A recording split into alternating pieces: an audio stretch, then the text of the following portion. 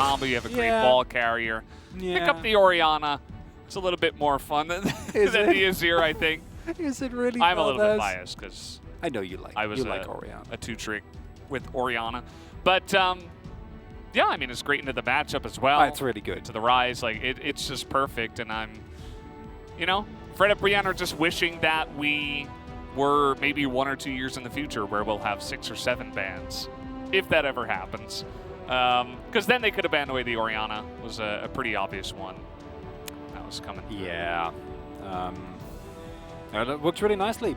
Gives you a nice spread of damage, AP versus AD. Have an AD jungler with 2 AP side lanes. Obviously, as you pointed out, multiple great ball delivery systems. You can set up really nicely for Cannonals, or Cannon can set up for really nice Orioles. Works both ways. Do you think that the skirmishing power that Fred and Brienne have here does allow them to get a little bit more done? And they will always, no matter what the game state is, have a wombo combo that is terrifying. Rakan, Gnar, and Rise is a combination that I'm always going to be a little bit apprehensive of. But then I look at this team if I come from Gen.G, and it's not like they don't have early game power. Set, Ashe, Xin Zhao, Cannon in of itself, especially once he hits 6. Not too shabby.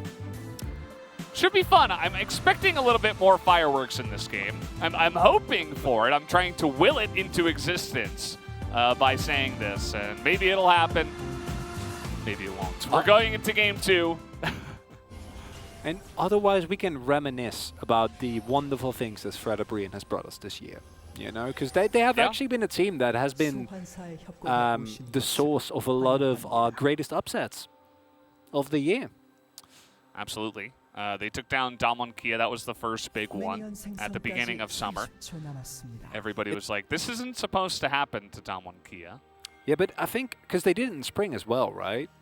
Didn't they? Was that spring? I think that was why it was so shocking. Is because they were doing it to Damwon in spring, when Damwon was so much better and maybe barely lost to anyone else. I mean, spring has been a while. Maybe I misremember. I know they definitely did it in summer, but I seem to recall they did it twice, which makes it even better. Yeah, they did it at the beginning of summer. Yeah. As well. Yeah, it was twice. So, yeah. Like that's go. That's the insane part, right? And I think in summer, it's weirdly enough at that point in time, a little bit less impressive because Damwon-Kia was actually looking a lot weaker. Yeah. After getting to Game 5 of MSI Finals, by the way. Fred and Brielle. Just want to throw that in there. I think you should. It's it's an interesting discussion about Damwon because they were so incredibly dominant that the fact that they went to Game 5 in MSI was still somewhat of a disappointment. Yeah, I mean, how can you rate that performance when they didn't win? You know, they come on. Yeah, I mean, they won Worlds. Like, shouldn't they just win MSI automatically? Yeah. Isn't that just the way it goes? That's what happens very often as well. Oh, wait, no, it doesn't actually happen very often. Okay, we're going for a play here, level 1 set, doing some fun stuff, and they get a lot out of this bottom lane, especially out of Henna, who has to do cleanse and flash. And that's real bad. Because you know the meme about, it's set, he's just going to use his flash level 1, or level 2 maybe if he's feeling feisty, and he hasn't used it, he just walked up. And that's really bad, because that means as Henna, you need to play so far back. Like, you have no pressure in this lane whatsoever. They're going to be calling for Umti, maybe can you pay us a visit? Come help us out. But look at his pathing from Clit. Has gone for a very aggressive bot side oriented pathing. Has hit level 3, but only done the buffs and the Gromp. And they see Umti as well with the Hawk Shot. This is the other thing about Ashe is like you can put on pressure in lane and you can protect yourself and make your jungler's job easier. Yes, Clit. Go over to the dark side. Just gank. Oh, you might go for the 1v1. There is a ward here.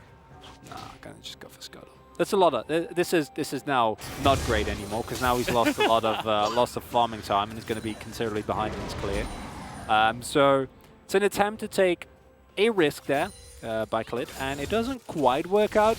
Gonna get double Scuttle though. Oh, yeah, does connect. Lava does not care. Clit will move on over here. they saw that the Lee Sin was down on the red buff. But Rascal with that priority up on the top side, still going to come on down, make sure, sees everything's cleared up in the top side of the jungle here for Umpty, who did go for just a straight up full clear minus Scuttles. And that will be that. Bottom lane getting a little bit easier for for Fredabreon because Life did leave here at level 3, went for a back for himself.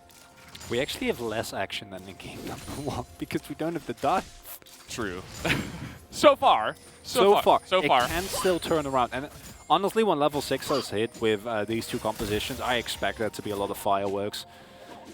But up until then, get to take the time to leisurely explore the possibilities. Rascal is... Never mind. They know Clit is topside, right? So they don't really know where he is. They know he took the Scuttle.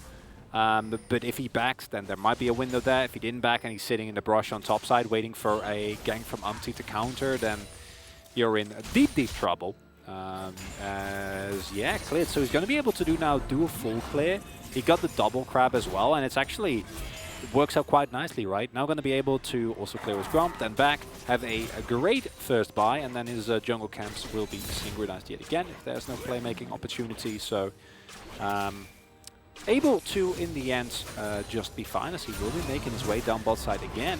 Flash still available and not there for Hannah. These junglers about to come head-to-head potentially as Umpty is down here, but the dive is coming through.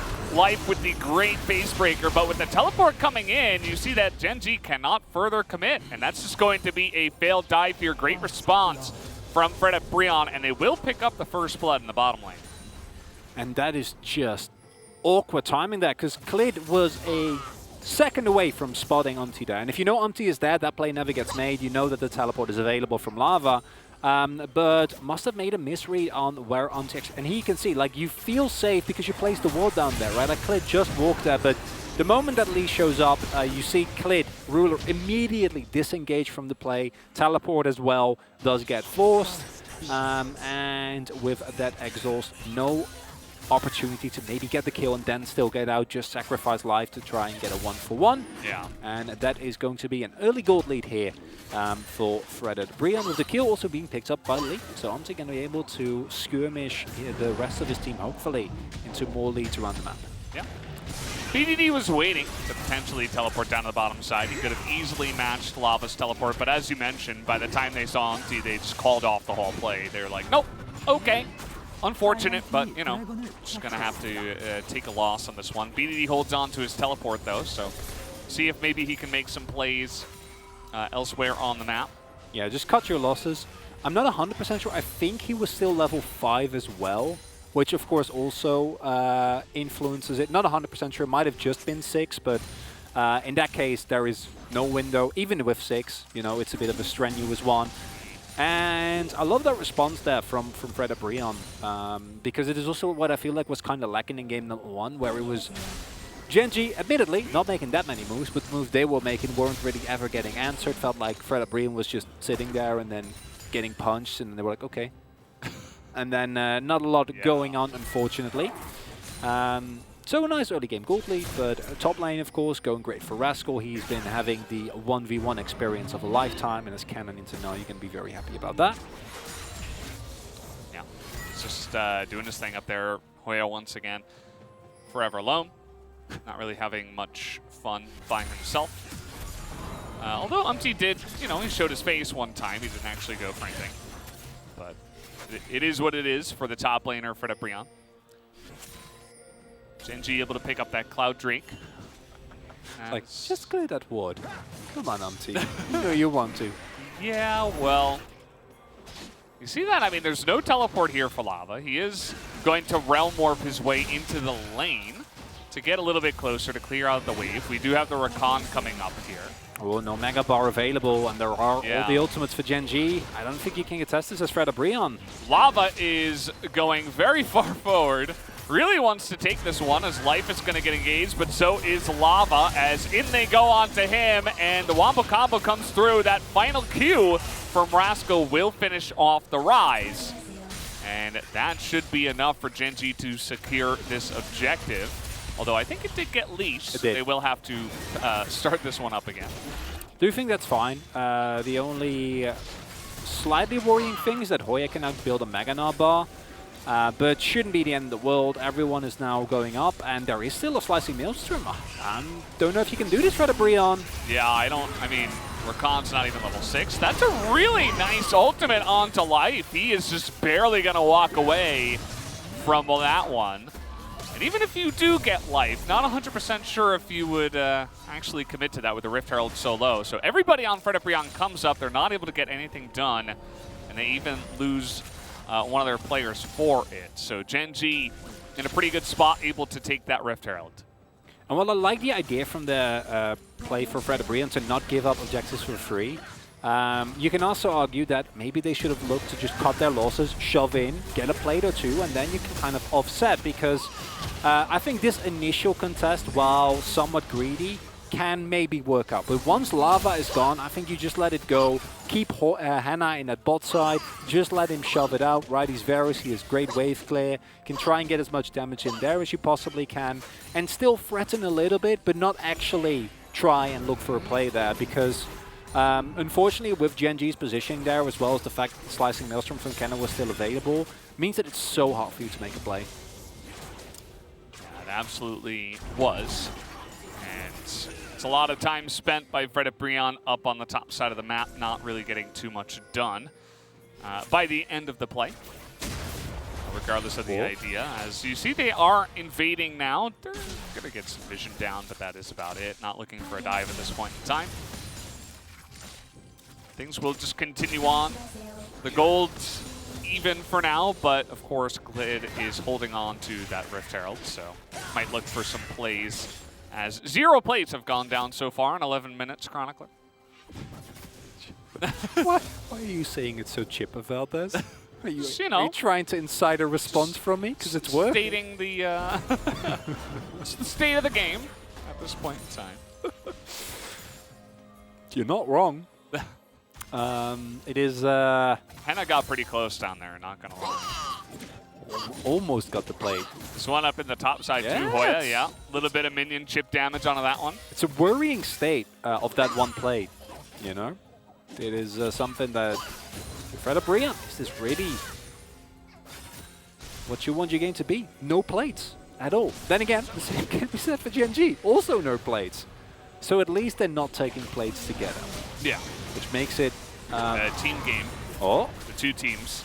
Yeah, the Chains of Corruption comes out, and Glid kind of just laughs at him, holds on to the Crescent Guard. He's like, all right, I mean, what are you going to do with that now? Literally nothing. And now, Gen G trying to hold on to position here as Ruler will go bot and push in the wave. There is the first plate of the game. Goes over to Fred Brion. And now, Ruler in a little bit of an awkward spot here. He does have the flash. He is going to hold on to it just barely. As the Rise not quite able to bounce. Here comes Delight, though, looking for the engage, trying to get onto anyone he possibly can. It will be the Xin Zhao. Look at Rascal. Is going to go for that Crescent Guard and gets knocked in. Big shockwave now, and Rascal is looking for the flank, but now Ruler, once the energy comes up, he's going to go down as well. But immediately a couple of kills traded back into the pockets of Gen G. And BDD has a very healthy mana bar at this point in time. They're just going to be able to kite them down. Umpty trying to run away here. As thinking about the Q coming in here, he will go for it. Smites it, tries to get away, and now Rascal will go for the Slicing Maelstrom. As they're trying to chip down Rascal with a bit of damage from the help of Henna as well. And it looks like Gen G will give up on the chase, finally.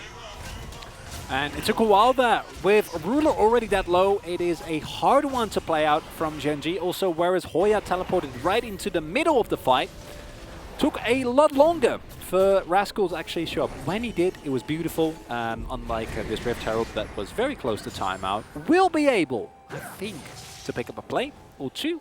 Yeah. So that is something at the very least. But massive fight there. Nicely played by Fred Brion, who are looking to try and kind of either find everyone in one combo or drag it apart, right? Don't give these big AoE ultimates too many ways to actually get a lot of damage done. Didn't look like Ruler picked up any of that gold, which is a bit unfortunate. Would imagine it went all to Clid. Yeah. So, not great. Would have liked to have some of that gold on your AD carry, but it is what it is when you go for Rift Herald play like that. It's it's a weird time in League of Legends where AD carries are generally either going lethality, in the case of Varus, and we've also seen some other variants pop up, albeit much less popular. Think Caitlyn, Sivir, or they go shield bow and steel caps, and wit's end, in just a desperate attempt not to get dove into absolute death. And it's an interesting transition, I think, with also utility picks in general, like the Jhin coming up a little bit more. To see that the response to the dive meta that we had earlier is just build tanky. Ruler playing very greedily with his flash here, which works out initially, but I actually really like the call from fredabrean to then go in here. Would have loved for Delight to play it a little bit more aggressively. I think he goes for the flash grand entrance. There's no way that they're able to actually get away from him. And that might provide you with the immediate team fight win. Instead, it becomes much more of a messy fight, but the damage is already done. And yeah, at this point, I like Umti's great escape attempt as Rascal. Trying to get on top of Rascal here, and that will be enough with the help of the Realm Warp and the rest of the team. And that is a huge amount of pressure up onto that top lane. Ruler gets a free bottom lane, though, so just an extra kill into the pockets of fredabrean, and they should be able to pick up this Rift Herald as well. It's actually really nicely played by fredabrean. They pick up first Turret Blood for Hoya, getting him further ahead, already a 20 CS lead. And then are also able to find the pick onto Rascal due to great use of the Realm Warp. And this is something that teams, I think, collectively have gotten a lot better at, is actually utilizing these windows where the Rise ultimate can allow you to make big plays in the side lane. Even in this case, like Rascal obviously reads the play, right? Because he's already close to his tier 2. But it's too late, right? You need to know it very early on, especially with Lava already level 11, as Ruler is just gonna ash it out. It's like, nope, no, I have volley. I don't want to engage you at all. Yeah, here you go. He knows. Doesn't matter. Yeah. Just very straightforward. And this is one of the reasons, I think, why the Lee Sin is such an incredibly potent pick right now. It's the skirmishing power and mobility. This is a Lee Sin that was basically winning that 1v1 against Rascal. And if he plays it, you know, a little bit slower with a kick and he gets a little bit more damage in before he goes for his Sonic Wave, then yeah,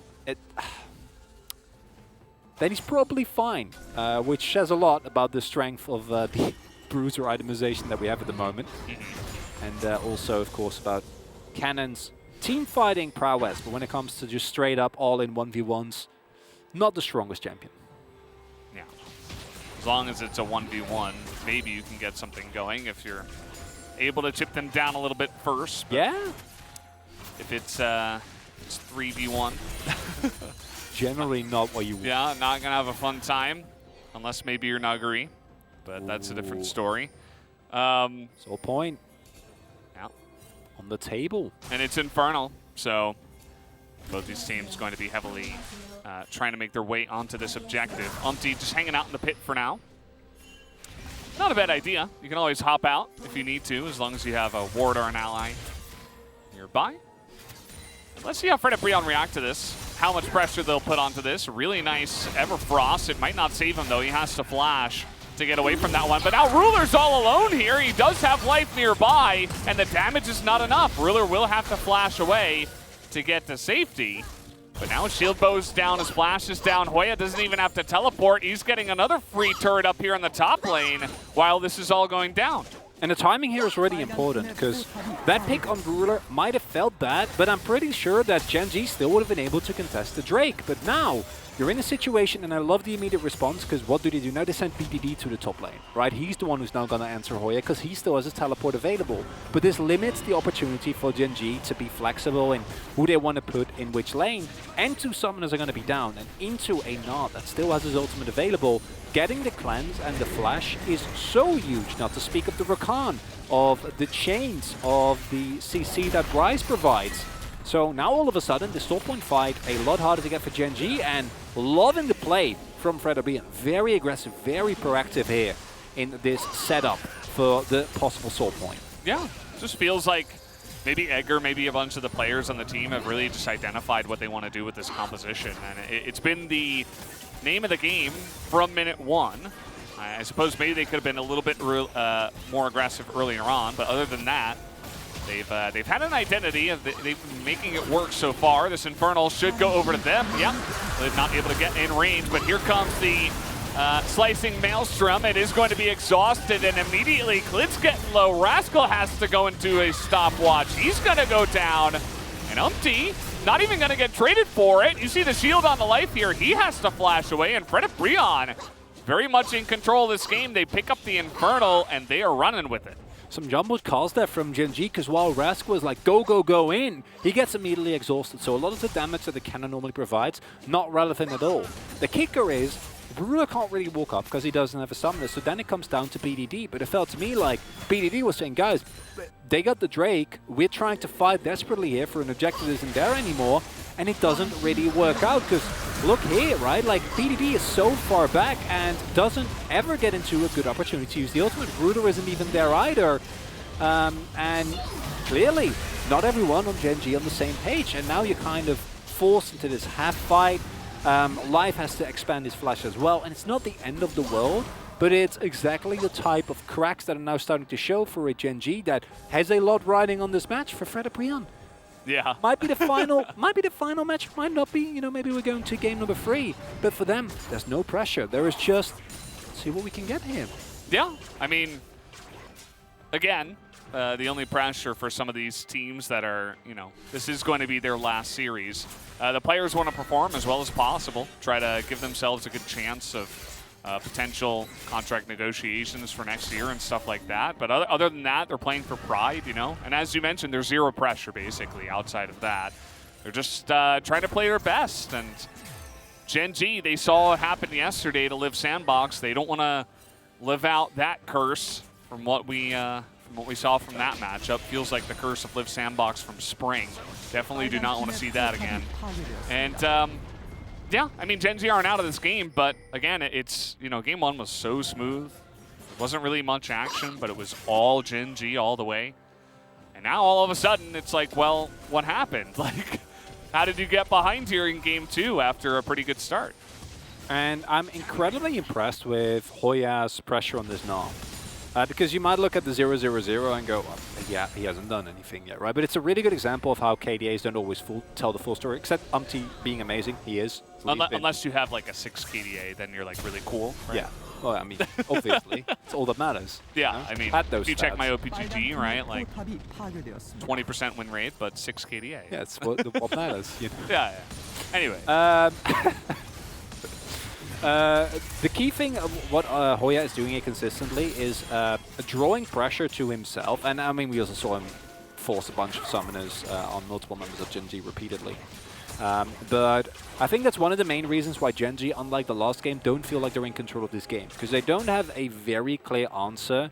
As mentioned previously, I don't think there's anyone that reliably beats Dinar in a 1v1 scenario. Rascal, who did really well early, has now fallen behind considerably, is sitting on basically 1 item, whereas Hoya now has completed 2. And it is also the Sterix with a Stride Breaker, which is just an insanely strong spike there to hit. And then maybe later in the game, once Rascal gets some more burst, gets some shred potential, he might feel a little bit more comfortable. Loving this, because Gen G... They see it, though. Yeah, they know, but like they've lost so much control. BDD is a teleport available, and I'm happy that Fred at the very least is doing things, because it feels to me, Veldes, like Gen G's trying to do the same thing they did in Game 1, where they had a huge draft gap, an incredible teamfight comp, and a lead. Yeah, it's okay. It's okay. You'll have it, Just, it's Drake. Yeah, just an item CD. But I suppose they delay the back on top of it. Oh, that's unfortunate. I mean, there's already so much control around the Baron side, and as Fred you can now not be afraid that Gen G might go for, you know, you can take the second Drake, we'll take Baron, which at this point, not a great trade. even though it is a second Infernal. If you get Soul Point, I think it might be for just the Drake. Not really quite there, but with the amount of vision available for them, not applicable whatsoever. And we talked about the pressure that Hoya has in the side lane. Lava is the same. So Gen G is desperately looking for a fight, but then if the rest of Fred and Brian just play it really slow, really carefully, they're in a great spot. And Gen G, it feels like they're kind of floundering. Now this Drake should provide them with the immediate pressure. Hoya's rotating over, 3/4 of a full Gnaw. Yeah. And they need Rascal here. They need this AP Cannon in the fight. He is going to be a huge piece if they want to have a chance of trying to win any of these fights, especially with Mega Gnar starting here.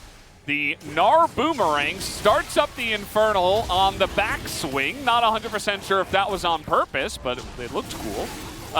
Gen G just going to commit to it here. We're going to go for a bit of a 50-50, and it will go the way of Gen G. Clip gets the smite, but immediately down goes the set.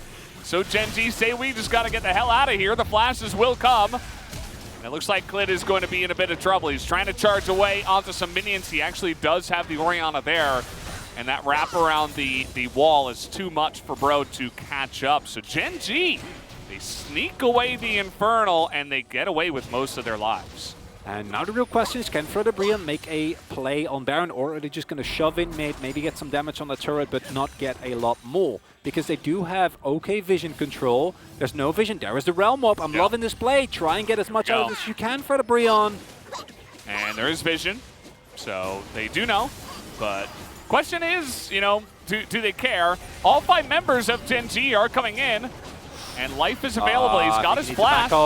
Yeah, I don't know about this one for Fred and Brian. They're trying to hold the Phalanx here. They get the root down onto life, but it is a set. But look at the poke that comes out of the Gnar into the wall is gigantic, as he's going to be able to pick up 3. A triple kill for the Rise of all people.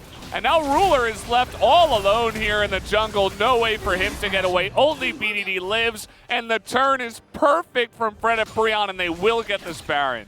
Auntie flashing the Jin Air green wings out there. And what a beautiful play.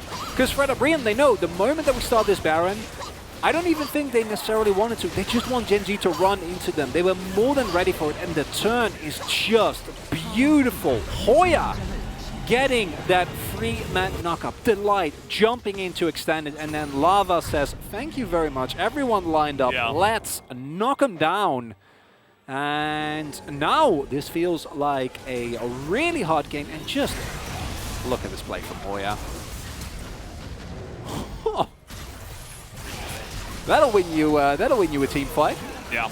And off to the side, BBD and Ruler, they can't really do anything here. There's just not that much to be done. And as mentioned previously, it's just they're ready for this, right? Like, they want to make this play. They know that there's going to be an attempt to collapse upon them when they're in the pit. And Fred and Brian, they might not have the greatest record, but their team fighting has been impeccable. It's been one of the main reasons why when they go in on relatively even footing, they've won a lot of matches. Maybe not as many series as, oh, Hoya. That's not good. Okay. Stopwatch comes out for, I really don't know the reason. 2v1, that's just going to be a straight-up kill. Probably should have held on to that for the next team fight, but it is what it is. You know, maybe trying to buy some time, give him the benefit of the doubt. As this team is pushing in with Baron, it does mean that 2 members of Gen G will be out of position to potentially defend for a little bit longer of a time. And the push will continue. You of all people, of course, not happy about misuse of stopwatch. Yeah, you know, I just... I think there might be 2 possible explanations outside of just a mistake. Also possible that he was building it into a GA, obviously not the case, looking at the itemization here. Or there was a situation in which maybe Lava was going to teleport because he did have it available.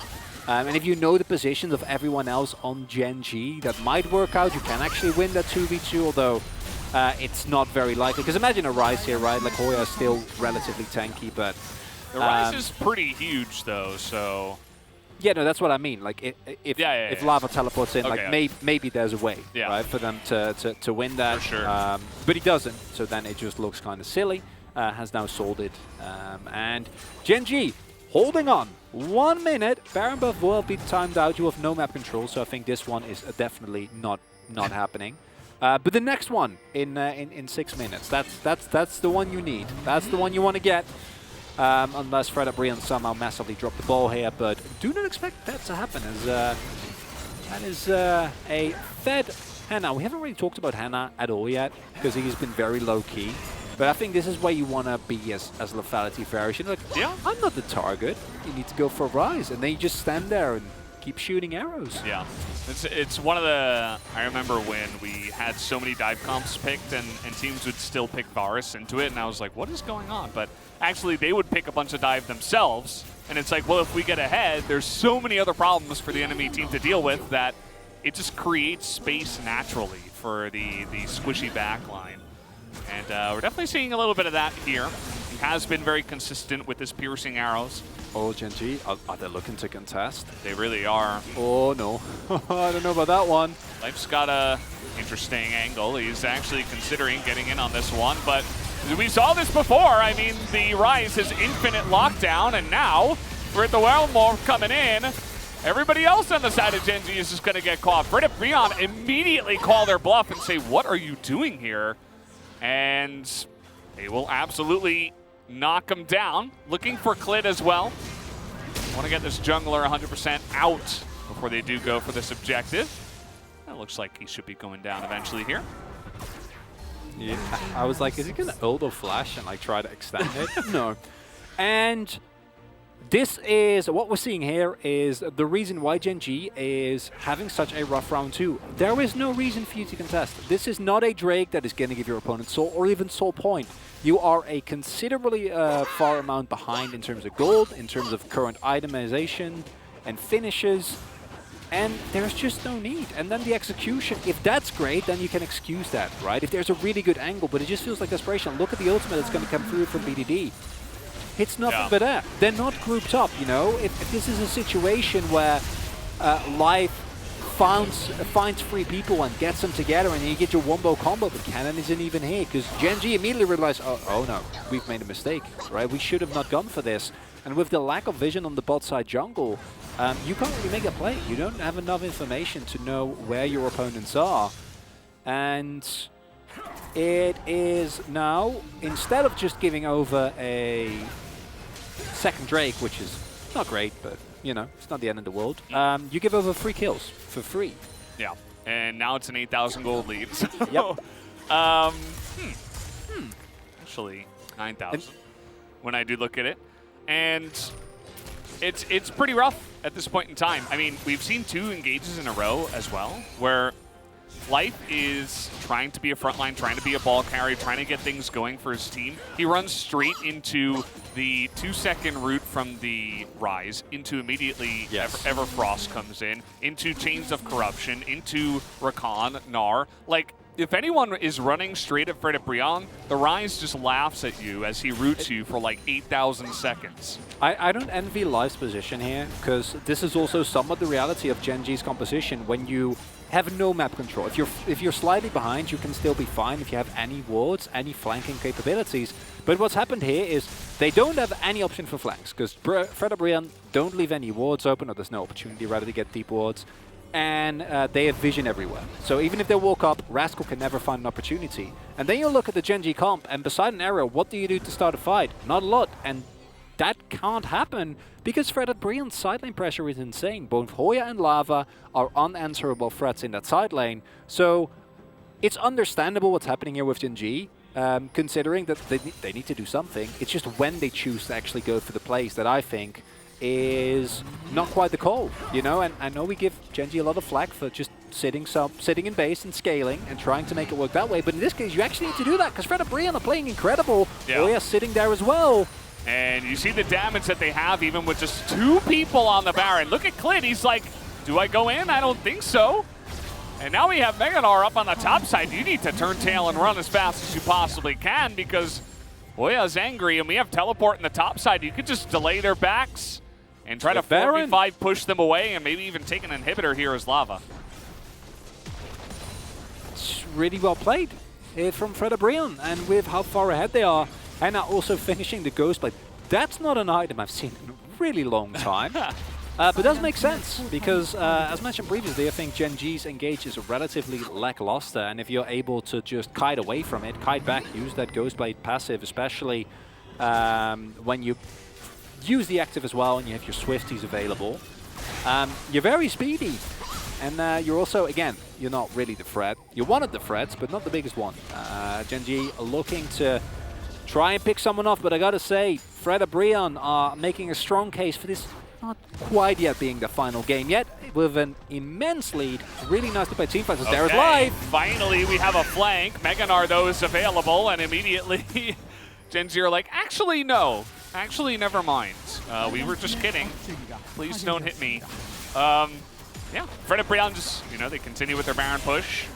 They have Meganar available now. Hoya can step up. This will easily net them a couple of inhibitors, if not more than that at this point. Bottom lane getting pretty close, and you see Hoya is running on down. He already did his job by standing there on the Meganar. Now he can back off, push the lane, and maybe get even more value out of this Baron. And what I'm also loving for Fred and Brian, and it's a look we don't always see from them, because very often they fall behind early, relatively often, when Umti's not having a great game. Oh, man. Oh, the Everfrost. Oh, it's enough, and the Q comes through. And that's going to be Lava shutting down his mid lane opponents just like that. That's the Law King. Doesn't even need Okay. Oh. Well. Yeah, I think we can pack it up and go to game 3 now. It's time to move on to the next one. Ruler is going to get engaged upon here alongside of Rascal, who thankfully for him has a splash, but it's probably still not going to matter. Gets walloped into his death. And the white flag is raised by Delight. He says, you guys gotta surrender now. And they will. Game 3 will happen. Fred Brian with awesome play here in game number 2 do bring us on to the next one as Lava gets the last laugh in that fight.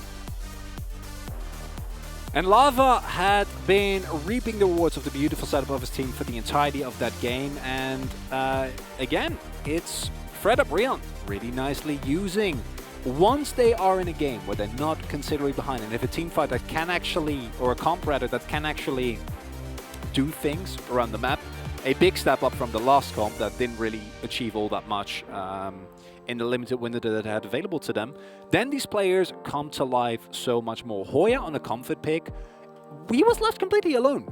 Like, Hoya got no attention at all. Still, later in the game, found the lead, consistent side lane pressure. Yes, he had a 0-0-0 KDA until, like, what was it, 20, 15 minutes into the game, but his pressure was still